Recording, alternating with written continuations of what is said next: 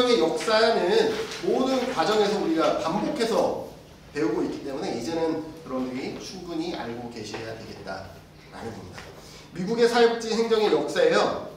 자, 미국에 봤더니 19세기 중반에서부터 19세기면 1800년 중반부터 1900년대 여기에 보면 가장 특별한 것이 뭐냐면 자선조직협회와 인보관이 만들어진다라는 거죠. 개정구민법이 언제 만들어지죠? 신구민법, 개정구민법 1834년, 그죠? 1834년에 개정구민법이 만들어져요. 개정구민법이 만들어지는 거는 좋은 거예요, 나쁜 거예요? 빈민자들한테 나쁜 거예요, 나쁜 거.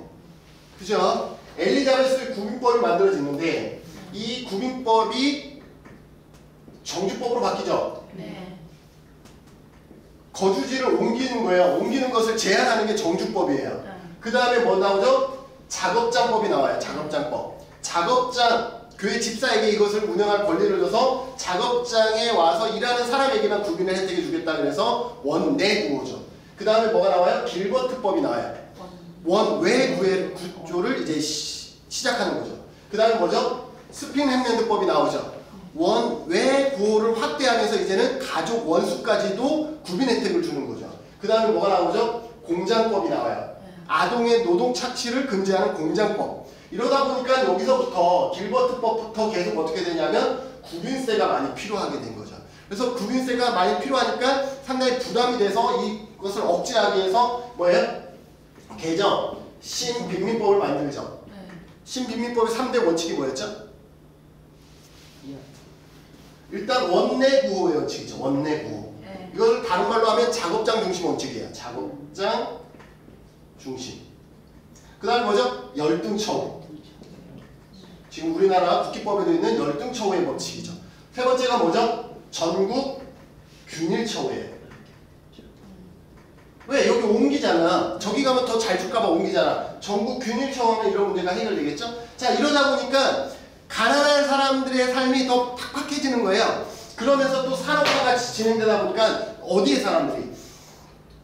이 촌에 있던 사람들이 도시로 이동을 해요. 이 도시로 이동했는데 이 사람들이 어떻게 되냐면 도시에 갔다고 다 일자리가 있나요? 아니잖아. 그래서 도시 빈곤자들이 늘어나는 거예요.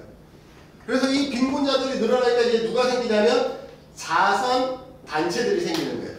이 자선 단체들이 늘어나. 그러다 보니까 얘랑 이런 어떻게 되는 거야? 서비스가 중복되는 거예요. 그 중복을 막기 위해서 뭐예요? 자선 조직협회가 만들어지는 거예요.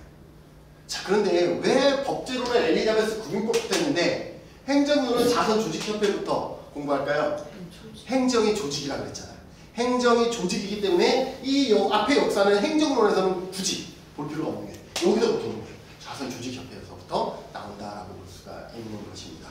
그래서 자선조직협회는 1869년에 런던 그리고 1876년에 미국에서 만들어지고 그 다음에 인보관 운동이 만들어지죠. 인보관 운동은 미국의 홀하우스 그 다음에 영국의 뭐예요? 토인비 홀. 네. 히읗자 들어간다 그랬잖아. 인보관은 히읗자 들어가. 나도 지금 막 생각했어요. 히읗자 들어가는데 뭐지? 그럼 홀하우스, 토인비 홀. 하우스는 영어라는 거 너무 잘 아니까 토인비 홀도 영어겠지만 그래서 홀하우스 하면 미국. 그죠? 하우스가 들어갔으니까. 토인비 홀은 영국이다. 인보관의 대표적인 것이다. 최초 시작이다. 자, 그렇게 해서 시작됐는데 1930년에 미국에 어떤 문제가 발생하죠? 1929년에 뭐가 발생해요? 세계 대공황이 발생하죠. 네. 세계 대공황이 발생하면서 가장 큰 문제가 뭐였어요? 실업이었어요. 실업. 이 실업의 문제를 해결하기 위해서 누가? 1933년에 루즈벨트 대통령이 당선이 되면서 경제학자 케인즈와 손을 잡아서 유효 수요 이론을 잡았다고 그랬죠. 그러면서 1차 뉴딜 정책을 펴는데 1차 뉴딜 정책은 국가의 권한을 키우는 거예요. 그래서 국가산업부흥법이라는 것을 만들었는데 부패한 닭을 팔면서 이게 위헌 판결이 난 거죠. 그 다음에 2차 뉴딜 정책은 뭐냐면 노동자들의 권한을 키워주는 거예요. 그게 와그너법에 기반한 건데 그래서 1935년에 뭐가 만들어지는 거예요? 사회보장법이 만들어지는 거예요. 그래서 사회보장법. 사회보장법은 언제죠? 1935년에 사회보장법이 제정되면서 사회보장이라는 단어를 최초로 사용했다라는 것을 우리가 법조론에서도 봤었죠. 제정으로 공공사회복지 행정이 확대되었다. 그 다음에 1960 하면은 미국은 제일 기억나는 게 뭐예요? 빈곤과의 전쟁 기억나시죠? 미국의 빈곤과의 전쟁. 그 아까 도시 빈곤자들의 문제를 해결하기 위해서 어떻게 하면 이걸 해결할 수 있을까? 아이들에게 교육의 기회를 제공하면 되겠구나. 그게 뭐예요? 헤드스타트인 거죠. 그래서 1960년대에 그런 것들이 발전되면서 지역사회 복지가 발달하고 사회복지 행정은 주춤했다라고 되어 있어요. 그 다음에 발전기는 1970년대. 자, 1970년대는 1973년에 오일 쇼크가 발생하죠. 오일 쇼크가 발생하면서 사회복지 행정과의 역할이 증대되고 사례 관리가 도입됩니다. 왜 오일 쇼크가 발생하면 왜 이런 역할을 하냐? 이제 오일 쇼크로 인해서 이제 신자유주의가 도입되죠. 신자유주의가 도입되면 작은 정부를 외쳐요. 작은 정부를 외치니까 뭐예요? 예산을 많이 줘요, 안 줘요? 안 줘요. 그러면 너 예산 받을래? 그럼 뭐가 필요한 거예요? 우리가 열심히 하고 있다는 걸 증명을 해야 되는 거예요. 그러다 보니까 사회복지 행정과의 역할이 증대되어지고 사회관리도 도입하게 되고 이러한 일련 책임성을 강조하게 된다라고 볼 수가 있죠. 그래서 1970년대 이 책임성이 대두되기 시작하는 것이고요. 1980년대 보면 서비스 구매 계획과 보조금 지급을 확대하고 신보수주의가 등장한다는 것이 이때의 특징일 수 있고요. 그 다음에 도전과 응정기 1990년대 이후에는 신자유주의적 기조라는 거예요. 아까 1980년대 이미 신자유주의는 들어온 거예요. 근데 이게 확산되기 시작했다는 것이죠. 그래서 사회복지 서비스의 공급 주체가 확대된다. 왜 사회복지 서비스의 공급 주체가 1980년대, 90년대에 확대될까요? 국가에서 안 하니까. 국가에서 안 하니까 이때 누가 나오냐면 사회적 경제나 이런 조직들이 이때 나오는 거예요. 그러면서 공급의 다원화가 이루어지는 거죠. 그래서 공급 주체가 확대됐다는 것은 서비스 공급 주체가 다원화됐다는 거예요. 다양한 이제 뭐 기업이 됐든 사회적 경제가 됐든 국가에서 하던 것을 이들이 이제는 다시 맡아서 하고 있다는 거죠. 영리 조직의 경영 기법이 도입되기 시작을 하는 거예요. 그동안은 돈을 받아왔기 때문에 그냥 영리 생각 없이 했지만 이제는 그 주어진 돈을 아껴서 잘 써야 되기 때문에 경영 기법이 도입되기 시작되었고 공공기관과 민간기관의 구분이 모호해지기 시작했다고 볼 수 있습니다. 사회복지 행정의 역사, 한국.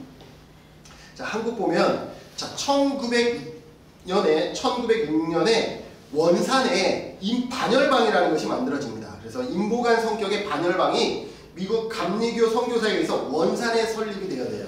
근데 이 원산은 어디냐면 북한에 있는 거예요. 북한에. 그 다음에 1921년에 태화여자복지관이 만들어져요. 그래서 1921년에 지금의 태화종합사회복지관인 태화여자관이 서울에 설립이 되어집니다. 그래서 우리나라 최초의 인보관은 뭐냐? 라고 시험에 나오면 태화여자가 되는 거예요. 네. 북한은 우리나라가 아닌 거예요. 네, 그래서 약간 애매하게 되어 있지만 아무튼 그렇게 여러분들이 체크하셔야 된다라고 볼 수 있습니다. 그래서 1944년 우리가 법조론에서는 설명을 했는데 1944년에 조선구호령이 만들어지죠. 이 조선구호령은 이 1944년은 2차 세계대전 당시예요. 그러니까 일본이 우리나라의 젊은이들을 군인으로 징집하기 위해서 당근을 준 거예요. 내가 젊어요. 나를 군대로 데려가려고 그래. 그러니까 내가 뭐라고 얘기해요? 안 돼요, 안 돼요. 저는 우리 노모도 모셔야 되고, 처자식도 먹여 살려야 돼요. 안 돼요, 안 돼요. 그러니까 괜찮아. 너가 군대에 가서 만약에 다치거나 그래서 환경이 열악해지면 국가에서 너희 아이들과 노모를 부양해 줄 거야. 그렇게 해서 만들어진 게 뭐냐? 조선구호령인 거죠. 이 조선구호령은 연령의 제한이 있었던 것이죠. 그래서 당근의 의미로 줬었고, 그래서 근대적 의미의 공공구조의 시작이라는 점에서는 일리가 있으나 식민지 지배 통치의 일환으로 사회복지 사업을 활용하는 데에 불과하다라는 거예요. 징집하기 위해서. 자, 사회복지 행정은 45년 이후에 태동하기 시작하면서 그 이전에는 단순한 자선이나 시의 성격이었다라고 얘기할 수 있습니다. 그 다음에 1946년 이후입니다. 6.25 해방 이후 미 군정은 긴급구호 차원에서 공공복지제도 제공하고 그러나 미 군정하에서 국제행정은 일반적인 구호 수준이었다라고 얘기를 할 수 있습니다. 여기에서 가끔 시험에 나오는 거는 6.25 전쟁 이후에 누가 많이 우리나라에 들어오냐면 외국, 민간, 외국 원조 기관들이 많이 들어옵니다. 그래서 이것을 외원기관이라고 그러고 앞자만을 해서 카바라 그래요. 그래서 카바가 1950년대 들어오기 시작하는데 이게 1970년대 되니까 이 카바가 몇 개나 되냐면 70개가 넘어요. 외원기관들이 우리나라에 들어온 외원기관들이 70개 이상이 되는 거예요. 그러다가 1960년, 70년대부터 서서히 이들이 빠져나가. 왜 이들이 빠져나갈까요? 경제가 성장하니까. 우리나라가 누구 때문에 경제가 성장했을까? 국제시장 봤죠, 영화. 국제시장에 보면은 누가 나와요? 황정민 때문에 우리가 경제가 성장하기 시작한 거죠. 황정민이 뭐 했어요? 독일에 탄광으로 가서 돈을 벌어들였잖아요. 그때 누구랑 결혼했어요? 독일에 파견된 간호사랑. 그렇게 해서 모아들인 돈이 우리나라 경제 성장의 시드머니가 됐어요. 그 이전에는 우리가 북한보다 더 열악했는데 그렇게 벌어들인 돈으로 시드머니를 활용해서 그것을 어떻게 경제 성장의 기회로 발판으로 삼아서 됐죠. 그래서 1970년대 우리나라는 경제 성장의 기반을 다졌기 때문에 외국 원조 기관들이 이제 서서히 빠져나가게 해서 1970년대 말에는 다 빠져나갔다라고 볼 수가 있는 것이죠. 그래서 그러면 1950년대에 외원기관들이 왔을 때에는 어떠냐라는 거죠. 전쟁 피해자인 고아나 그리고 전쟁에 나가서 죽으면 누가 발생해요? 미망인이 발생하죠. 네. 과부, 전쟁 과부. 그래서 피해인 고아나 미망인, 무위탁 노인, 빈민에 대한 긴급 우호 위주였다라는 거예요. 그래서 공공국제의 필요성은 인식되었으나 전반적인 사회복지 행정은 이루어지지 못하고 민간 사회복지 행정도 체계적으로 시행되지 못했습니다. 그러다가 1960년대 드러난 가장 큰 특징은 61년 생활보호법. 그죠? 우리나라 사회복지가 아주 발전됐던 시기가 있어요. 이거 지금 얘기하면 상당히 좀 애매하긴 한데요. 누구 때, 어느 대통령 때 발전됐을까요? 박정희 정권 때예요. 박정희 정권 때가 1960년대에 어떤 법을 만들어요? 생활보호법을 만들어내요. 그 다음에 또 사회복지법이 아주 확 바뀔 때가 있었어요. 언제일까요? 전두환 정권 때예요. 전두환 정권. 이건 책에도 나와 있는 얘기라서 하는 거예요. 전두환 정권 때 사회서비스법이 그때 대거 만들어져요. 노인복지법 언제 만들어졌게요? 1981년 노인복지법. 장애인복지법 언제 만들어질게요? 1981년. 아동복지법은 언제 만들어지게요? 알 거야 이제. 1981년. 아동, 노인, 장애인복지법이 전부 다 언제 만들어져요? 1981년에 만들어져요. 물론 아동복리법은 1961년에 만들어져요. 아동복리법은 여기. 근데 그게 복리가 아니라 복지로 바뀌는 것은 1961년이었죠. 이처럼 생활보호법이 제정되면서 저소득층 중심의 공공구조를 시행했다는 점, 생활보호법은 일제강점기 아까 얘기했던 조선구령이 이제 막을 내리고 우리나라의 주도의 생활보호법이 1961년에 만들어진 거예요. 그래서 생활보호법의 모체는 1944년에 조선구령, 생활보호법의 이후에 나온 것은 1999년에 국민기초생활보장법 이렇게 연결이 됩니다. 그래서 1970년대에 사회복지사업법이 제정됐다. 사회복지사업법이 뭐예요? 1970년대에 제정된 거예요. 그 다음에 또 뭐 있었죠? 사회보장기본법이 있었죠. 사회보장기본법 언제예요? 1995년. 그 다음에 또 마지막 하나. 이제 사회보장급여법 있었잖아. 사회보장급여법은 언제 만들어져요? 2014년 12월. 이 정도는 기억하라 그랬었죠? 자, 다시 좀. 그러니까 1970년대 사회복지사업법의 제정은 우리가 처음 들은 게 아니에요. 이미 법제론에서 반드시 암기해야 되는 하나였던 거죠. 그래서 사회복지사업법이 제정되면서 공공사회복지 행정을 통해서 민간 사회복지기관에 대한 지원과 지도 감독을 할 수 있는 법적 근거가 마련되었다라는 거예요. 그러면서 이때부터 이제 뭐가 만들어지는 거냐? 사회복지사업법이 만들어졌다는 건 뭐예요? 이제 사회복지기관들, 사회 서비스가 만들어지기 시작했다라는 것을 우리가 의미할 수가 있는 것이죠. 그러면서 외국 원조기관, 외원기관이 어떻게 한다고요? 철수하기 시작한 거예요. 그래서 이런 외원기관들이 철수하면서 이를 계기로 사회복지의 토착화 기관이 마련되었지만 이 시기의 전반적인 정책 방향이나 사회 경향은 여전히 성장 위주였다라는 거죠. 거죠. 이때 1970년대 우리 새마을 잘 살아보세 잘 살아보세 그때였다라고 보시면 돼요. 사회복지 행정이 이제는 발달하는 시기 1982년. 1980년대는 좀 암기해야 될 것들이 좀 있었죠. 1980년대 한국사회복지사업가 협회에 사회복지사 윤리강령을 제정합니다. 사회복지사 윤리강령을 제정을 계기로 사회복지 영역에 전문가의 책임과 역할에 대한 인식이 확산되었다. 그 다음에 1987년 저소득 밀집지역 동사무소의 사회복지 전문 요원을 배치했다. 기억하셔야 돼요. 1987년에 사회복지 전문 요원을 최초 배치합니다. 최초 배치해요. 이때는 별정직이에요. 별정직. 1987년 전문 요원 별정직 기억하세요. 사회복지 전담 공무원 하면 틀린 거예요. 일반직 하면 틀린 거예요. 자, 사회복지 전담 공무원과 일반직은 언제 바뀌죠? 2000년도에 바뀝니다. 2000년. 그래서 1987년 최초 배치이고 2000년에 일반직과 전담 공무원으로 바뀐다라고 보시면 돼요.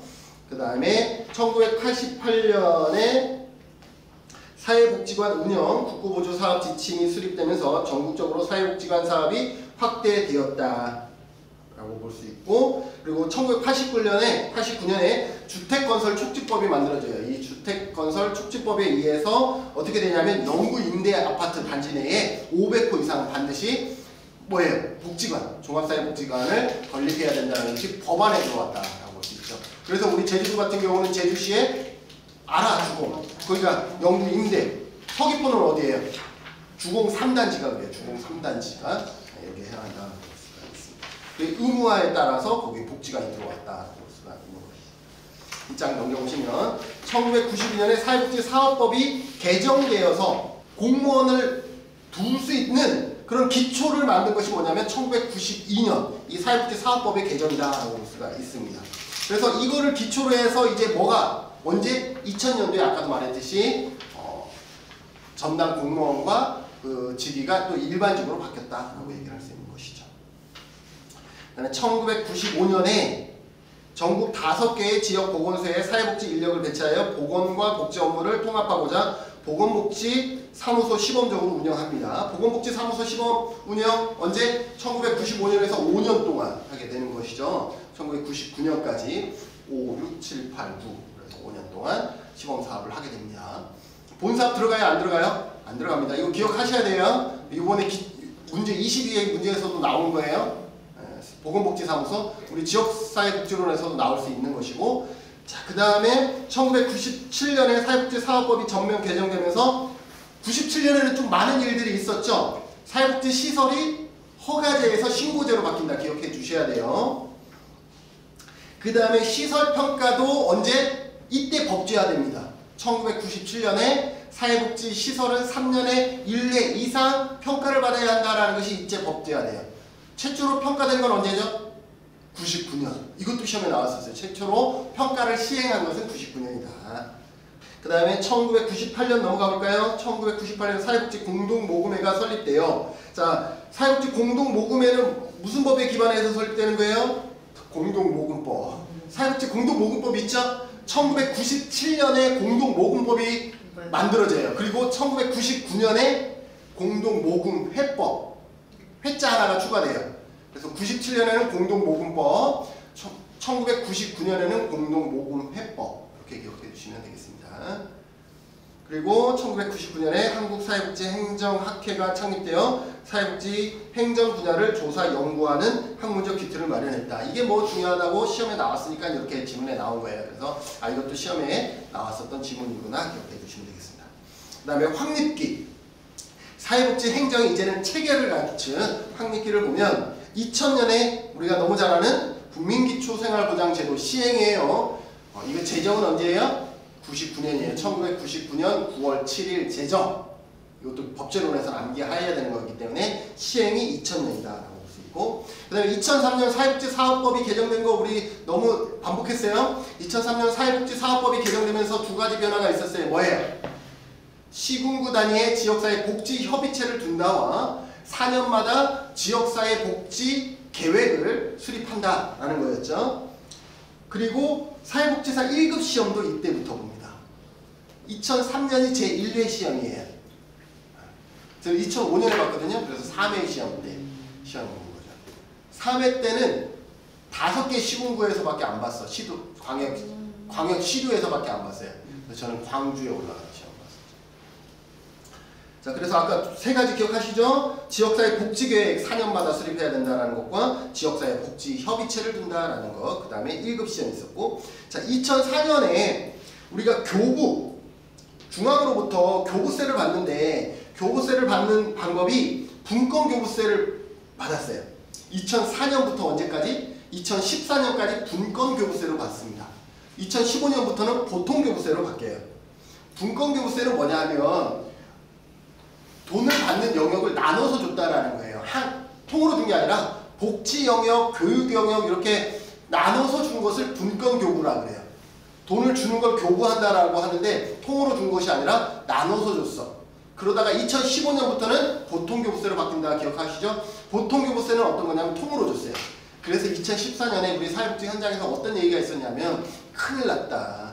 이제 도지사가 복지에 관심이 없으면 우리의 예산은 줄어들 수밖에 없으니까 이거 선제적인 대응해야 된다 뭐 이런 얘기를 했었던 것이에요. 그래서 2004년에 뭐다? 분권교부세로 바뀌었다가 2015년에 보통교부세로 바뀌었고 2004년에 또 바뀐 게 뭐냐면 지역아동센터가요. 아동복지법에 없었어요. 그런데 2004년에 지역아동센터가 어디로 들어와? 아동복지법으로 들어온다라는 거예요. 그래서 지역아동센터가 법제화됐다라는 것은 어느 법? 아동복지법으로 들어왔다라는 것입니다. 그리고 사회복지사무소 시범사업도 이것도 시험에 나왔어요. 뭐라고 나왔냐면 아까 쟤랑 연결해서 나온 거예요. 보건복지 사무소 시범사업과 사회복지사무소 시범사업은 동시에 이루어졌다 이렇게 나온 것 같아요. 동시에 아니에요? 아니에요. 보건복지가 먼저 했는데 문제가 뭐였냐면 1995년에 보건복지사무소 시범사업에서 문제가 뭐였냐면 일단 보건소를 사무실로 두다 보니까 접근성이 너무 떨어졌어요. 그 다음에 또 하나의 문제가 뭐였냐면 보건과 복지가 하나의 사무실을 쓸 필요가 굳이 있어? 거의 없잖아요. 우리가 보건이랑 같이 하는 게 거의 없잖아요. 사회복지랑. 그러니까 그것에 대한 문제도 제기가 된 거예요. 그래서 2004년에는 이제는 어떻게 한 거예요? 복지만 따로 복지만 따로 시범사업을 한 거예요. 2년 동안 했는데 이게 본사업으로 넘어갔어? 안 넘어갔어? 안 넘어갔어. 왜냐하면 이때 동일한 시기에 행안부에서 보건복지부에서는 사회복지사무소 시범사업을 했지만 행안부에서는 주민생활지원 서비스 주민생활 시범사업을 한 거예요. 근데 누가 힘이 세? 행안부가 세. 그래서 뭐가 채택이 된 거예요? 주민생활지원 서비스가 채택이 된 거예요. 그래서 2007년부터 주민생활지원 서비스의 명칭을 주민들에게 각인시키려고 2007년부터 뭐가 바뀌었다 그랬어요? 읍면동 사무소가 읍면동 주민센터로 바뀌었다 그랬죠. 그렇게 역사가 흘러간다라고 엄마 이름이 많이 바뀌어요. 네? 주민센터, 동사무소. 우리 제주도는 되게 혼란스럽죠. 왜냐하면 판단을 못하는 것 같아. 예전에 2006년, 2007년인가 우리 제주도도 행정복지센터로 바꿨어요. 아세요? 제주도에 한 7개인가는 행정복지센터로 바꿨다가 그 다음 해인가 다다음 해 어떻게 한 줄 알아요? 그걸 다시 또 원래대로 바꿔놨어. 그래서 우리 제주도는 행정복지센터가 하나도 없어요. 원래 바꿨다가 그때 바꿀 때는 정부에서 예산 지원을 해줬어. 그러니까 예산 지원 받았다가 그거 환원시킬 때는 어떻게 해? 생돈 다시 우리가 해서 비용이 적지 않아요. 명칭 하나 바꾸는 거는요. 행정서류 다 인쇄 새로 해야죠. 간판 다 새로 해야죠. 뭐 온라인 이런 거 다 새로 해야 되기 때문에 비용이 생각보다 많이 들어가요. 그냥 이름 하나 바꾸는 게 아니거든. 그랬다라는 거. 그때 내가 막 도의원 찾아가서 이러면 안 된다. 이거 바꿔야 된다. 막 그래서 줬거든요. 자료들 막 해서 안 됐어요. 네, 아무튼 그래서 그 다음에 2005년 지역사회복지협의체 운영. 2005년에 지역사회복지협의체 운영은 맞지만 지역사회복지계획 수립은 2006년이에요. 2005년이라고 하는 거는 약간 어거지가 있어요. 2006년. 왜냐하면 지역사회복지협의체가 구성된 다음에 여기에서 지역사회복지계획을 수립했거든요. 그러니까 2006년에 계획 수립이 맞아요. 무슨 말인지 아시겠죠? 그럼 시행은 언제부터? 2007년부터 제1기 지역사회복지계획이 시행되었다라고 하는 것이죠. 그 다음에 2006년에 자원봉사활동기본법이 시행되어지죠. 자원봉사활동기본법 하면 뭐 기억하라 그랬죠? 얘는 행안부 소속이구나, 이 법은. 그죠? 네. 그래서 자원봉사, 우리 제주도에도 뭐예요? 제주도 자원봉사센터 있고 제주시 자원봉사, 서귀포시 자원봉사센터 있잖아요. 누구 관할이에요? 행정안전부 관할이다 라고 보시면 돼요. 그 다음에 2007년 아까 얘기했죠? 주민생활지원서비스 전달체계 전면 시행으로 동사무소를 동주민센터로 명칭을 바꿨고 2007년에 사회적 기업 육성법, 그 다음에 사회서비스 뭐 이런 것들이 나왔습니다. 그리고 2007년에 다 그때 2007년에 나왔어요. 뭐예요? 바우처 제도가 2007년에 나오고 2008년에 시행됐죠. 그죠? 노인 장기요양, 장애인 활동 지원 뭐 이런 부분들이 2007년에 나오고 2008년 장기요양보험제도 시행. 그러니까 시행은 2008년인 거죠. 그 다음에 2009년 희망복지 전달체계 개편 방안 마련이고 2010년 기억합시다. 2010년에 뭐예요? 사회복지 통합관리망, 사통망이 만들어지는 것이죠. 자, 사통망이 만들어지고 2012년에는 이거 다 기억해야 될 거예요. 2012년에는 어디에? 시군구 희망복지지원단. 시군구에 있는 희망복지지원단은 지금도 있어요. 이 시군구 희망복지지원단은 지금 무슨 역할을 하고 있어요?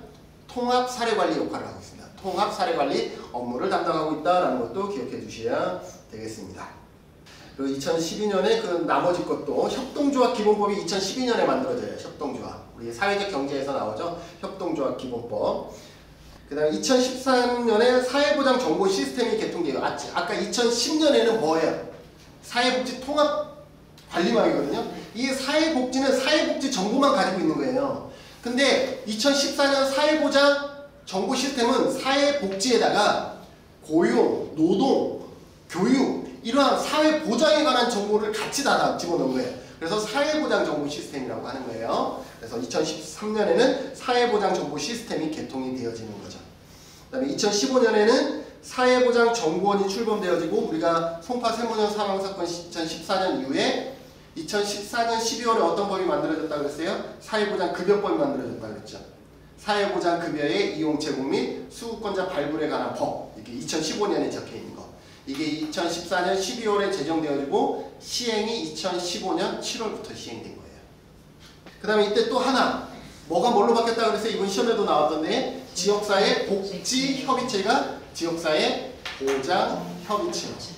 그럼 이건 당연히 아시겠죠? 지역사회 복지계획이 지역사회 보장계획으로 바뀐 거는 당연히 매칭되죠. 과거에는 지역사회 복지계획이었고 이제는 지역사회 보장계획이다. 그 다음에 2016년 동주민센터를 행정복지센터로 아까 바뀌었다라고 얘기했죠? 그래서 읍면동 복지허브와 2016년은 읍면동 복지허브와 아까 2012년은 시군구의 희망복지지원단 2016년은 읍면동 복지허브와 이렇게 시군구와 읍면동을 시험에 어떻게 나왔냐면 읍면동 희망복지지원단 이렇게 나왔었어요. 그러니까 그런 앞에 어느 단위인지 이것도 기억해 두셔야 되겠습니다. 2018년 찾아가는 보건복지 서비스 정도 여러분들이 기억해 주시면 좋겠습니다.